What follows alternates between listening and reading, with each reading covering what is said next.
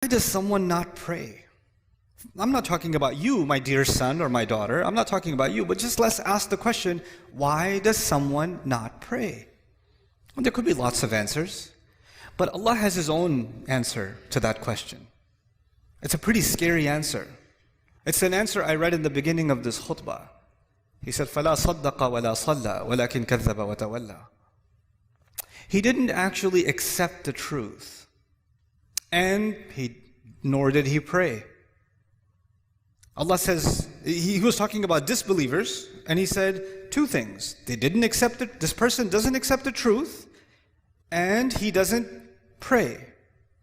Interesting.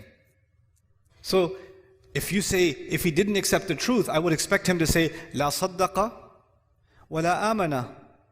Right? But he says, La salla. What that means is, something is missing in you accepting the truth about Allah. No, the child says, I believe in Allah, I'm Muslim. Yeah, you're Muslim here, you're Muslim in your head, but this truth isn't just for your head, this truth is also for your heart. Something is, you're not feeling how true this is yet. You're not feeling how serious this is yet. You don't realize what it is. Sometimes you know something, but you don't think about it. It's true. You know something, you don't think about it. And so, because that's missing, that's why it becomes easy for me to miss prayer sometimes and you to miss prayer sometimes. That will happen because our heart becomes a little distracted. And that truth of this deen, the truth of who Allah is, that truth goes in a shelf in the back of our mind and we get distracted and don't think about it. That's what Allah is saying. So, Allah doesn't need you to pray. And even if you prayed because I'm telling you to, what are you going to do? I'm praying for, how are you going to make the intention? I'm praying 4 rak'ah because my dad won't get off my case. Allahu Akbar. Allah even told us, the Prophet told us, actions have no value unless they have the right intentions. إِنَّمَا الْأَعْمَالُ بِالنِّيَّاتِ. Actions have no, so even if you did this action, but your intention was, I'm annoying, that's your intention, then it benefits me in no way, and it will benefit you in no way. The only one that can benefit from your actual sincere prayer is you. Now, okay, fine. That's the answer to the question, why would someone not pray? 2 more things to talk to you about. One of them is, what's the purpose of praying? Like, what's the point? Because you might think the purpose of praying is so you don't burn in hell. The purpose of prayer is because if you don't pray, Allah is going to hate you. The purpose of prayer is if you don't pray, you're just going to get punished. Or you won't even be a Muslim anymore. The angels will curse you and all this negative stuff. Allah didn't mention those purposes. The purpose of prayer is not to get away from something negative. The purpose of prayer is to run towards something positive. That's the purpose of prayer. Do you know the difference between the student who's studying so they don't fail and the student who's studying because they love the subject? One student is studying because of something positive. The other student is studying because they're trying to escape something negative. An employee who loves their work and an employee who just doesn't want to get fired. They're doing the same exact job, but one of them is so happy, so filled with joy, and one of them is so depressed and so miserable. Why? Because one of them is doing this to escape something negative, and the other one is doing it to go towards something positive. Allah in the Quran, when He told me about the prayer and why we should pray, what's the point of the prayer? He said, He told Musa alayhi salam this when he met him. He said, أَقِمِ الصَّلَاةَ لِذِكْرِ. Is make sure you maintain the prayer so that you can remember me. Maintain the prayer so you can remember me. I told you already, my relationship with you is very limited. But your relationship with Allah started a long time before you even came in this world. And your relationship will continue with Him a long time after you even leave this world. And that relationship is worth remembering because every good thing that comes to you comes from that relationship. Some good things come because I'm your dad. Some good things, but all the good things that come to you only come to you because of that relationship. So if you want all the positive things to stay in your life, you must remember where all of the khair comes from. all of the ni'mah comes from, all of the rizq comes from, all of the guidance comes from. So Allah says the best way you can remember that is that you remember Allah by prayer. The best way to remember Allah is the prayer. Aqimis salata li dhikri. That's why you should pray. And finally, okay, that's why you should do it.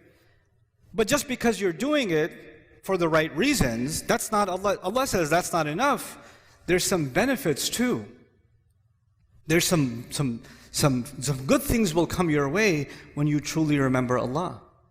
When you truly remember Allah the way He wants you to. And the way He wants you to is these prayers.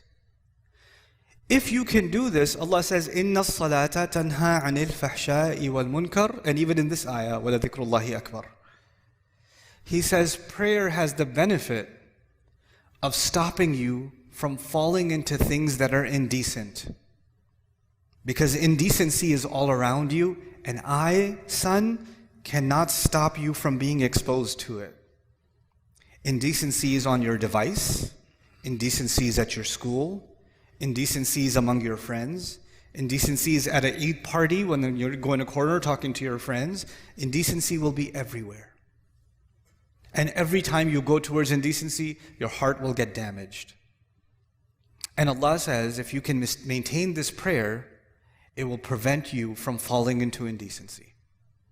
And once you fall into indecency, then you become, like if you're breathing in pollution, at first you will cough, right? But if you stay long enough, you just get used to it. Well, indecency is like that. When you're taking it long enough, it's not that big of a deal anymore. You don't feel like protecting yourself from it anymore because your immune system has gotten corrupt. Right? And then you're ready for even more toxic behavior, even worse things, wal munkar, even worse things that you can do. And this prayer will stop you from going down a negative path in your life. That's why you should pray. Now, these are the reasons you should pray, not because I'm telling you to pray. At the end of this whole journey, the decision is entirely yours. Because Allah might take me tomorrow. Allah might take me a year from now. And that relationship you and I have, even if we lived 100 years, we can't live longer than that. There's a time where this is going to end. But that relationship, if you really want to respect and honor that relationship, pray. That would be my advice to you. So this is just a small reminder and I'll come back to the parents now, a small reminder for myself and for all of us parents, that the children we've been given to us so we can control them. The more we try to control them, the more frustrated we become anyway. And the more, I have seen this, especially in families that wanted to preserve the deen of their children, the more they tried to push the religion on their children with control, the more those children rebelled in the strangest ways. In the strangest ways. Because the thing that Allah wants to give, the opportunity you have with your children is not to make them surrender to your instructions. The opportunity you have with them is to make them think about things that only you can make them think about. Make them love things only you can make them love. Your kid loves basketball because he sees you play basketball. He loves the PlayStation because he sees dad play the PlayStation. You can put a love in your child because of how you are. You can do that. And when you tell your kid, do your homework, your kid is not going to be 40 years old and say, I love homework.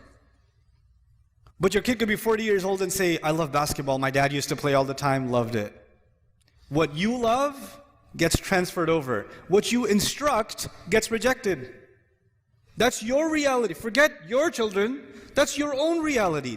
Some of the things you love about your dad are the things that were passed down by love. And some of the things you hate about your dad are the things that he tried to shove down your throat. That's the reality of everyone sitting here.